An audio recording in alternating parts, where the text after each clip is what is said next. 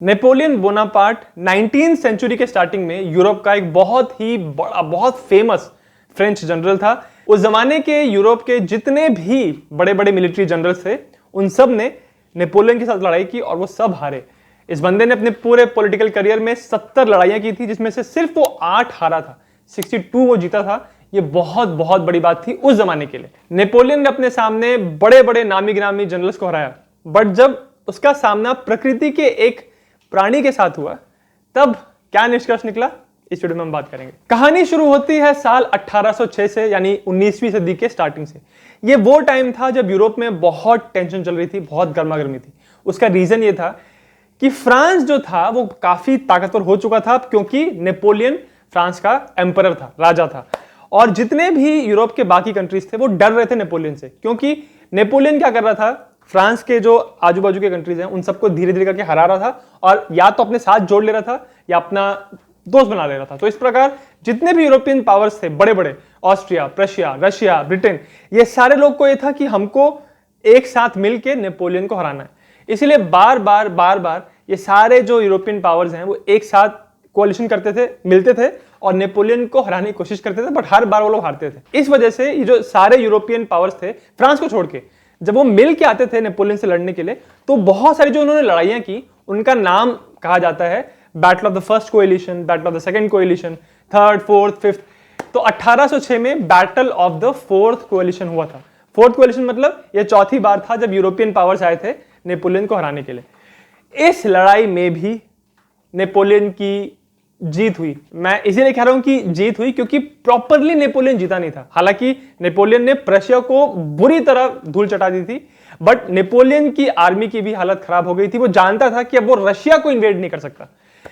तो एक तरह से नेपोलियन की जीत हुई थी पेपर पे, बट फिर भी क्योंकि वो और आगे नहीं जा रहा था रशिया के अंदर इन्वेड करने के लिए, और जितनी भी साइड्स लड़ाई कर रही थी उन सब की हालत खराब हो चुकी थी। तो जैसे हमेशा होता है कि शुरुआत में जब आपको लड़ाई करनी होती है तो बहुत जोश होता है लोगों के अंदर कि हाँ हम दिखा देंगे, हम इसको धूल चटा देंगे।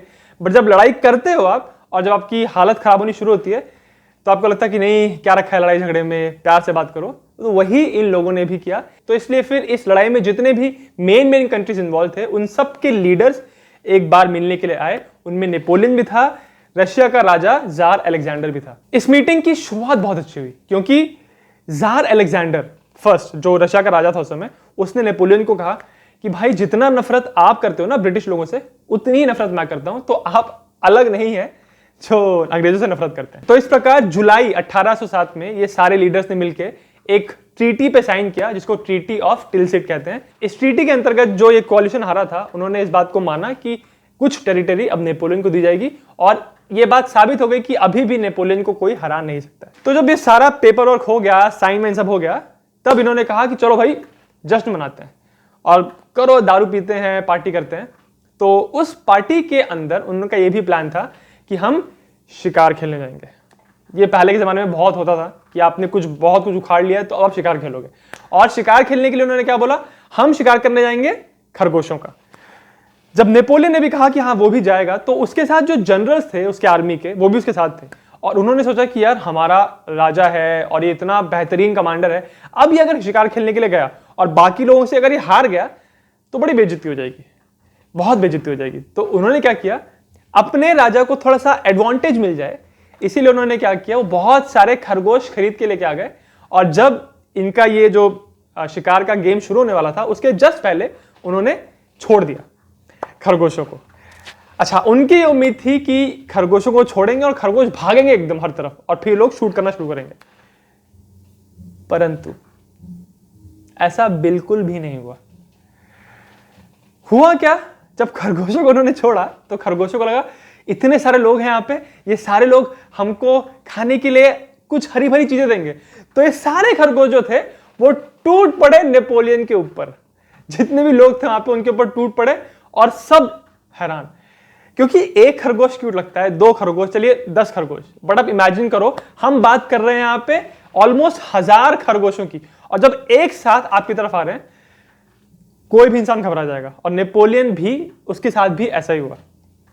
तो जो उसके जनरल्स थे उनको लगा कि भाई बहुत बेइज्जती हो जाएगी, गजब बेइज्जती हो जाएगी अगर नेपोलियन खरगोशों से भागता हुआ नजर आया। तो वहां पे जो जनरल्स थे उनके पास हंटर था, उन्होंने जोर से घुमाया और जो खरगोश थे अब वो भागे। जब ये खरगोश भागे तो इनको लगा कि अब ये भाग गए हैं, अब हम शिकार करना शुरू करते हैं।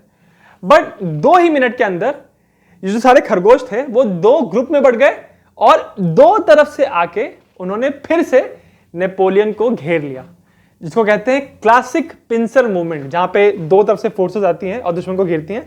कुछ वैसा ही नेपोलियन के साथ हुआ और ऐसा कहा जाता है कि नेपोलियन के पैर के पास खरगोश ही खरगोश चिपक गए थे।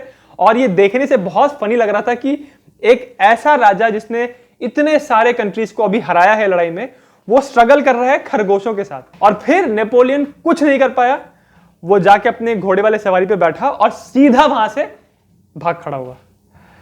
और इस प्रकार नेपोलियन बोनापार्ट, जिसने Britain, Austria, kingdom of Prussia, Russia, Sicily, इतने सारे बड़े बड़े ताकतवर किंगडम्स को हराया था, खरगोशों के सामने नेपोलियन बोनापार्ट ने घुटने टेक दिए, वो भाग खड़ा हुआ। और इस प्रकार नेपोलियन वर्सेस रैबिट्स की जो लड़ाई थी उसमें जीत हुई रैबिट्स की। जब नेपोलियन पावर में आया था उसके बाद उसने बहुत सारे चेंजेस किए फ्रांस के अंदर और फ्रांस के बाहर भी विदेशी ताकतों से लड़ाई कर करके नेपोलियन ने दिखा दिया कि वो बहुत ही जबरदस्त कमांडर है, उसका कोई भी डिसीजन गलत नहीं होता है। बट नेपोलियन का जो पतन है, जहां से उसकी नीचे गिरना स्टार्ट हुआ, वो हुआ था जब उसने रशिया को इन्वेड किया। तो रशिया को इन्वेड करने के बाद ऐसा क्या हुआ रशिया में जिसकी वजह से वो हार गया, जिसकी वजह से उसका डाउनफॉल शुरू हो गया। अगर आपको ये जानना है तो मैंने एक अलग सी वीडियो बनाया इसके बारे में कि कैसे नेपोलियन का जो रशिया का इन्वेजन है वो फेल हुआ। उस वीडियो का लिंक आपको इस वीडियो के डिस्क्रिप्शन में मिल जाएगा। और अगर आपको वीडियो अच्छा लगा तो मेरे चैनल जिज्ञासियम को सब्सक्राइब जरूर करें।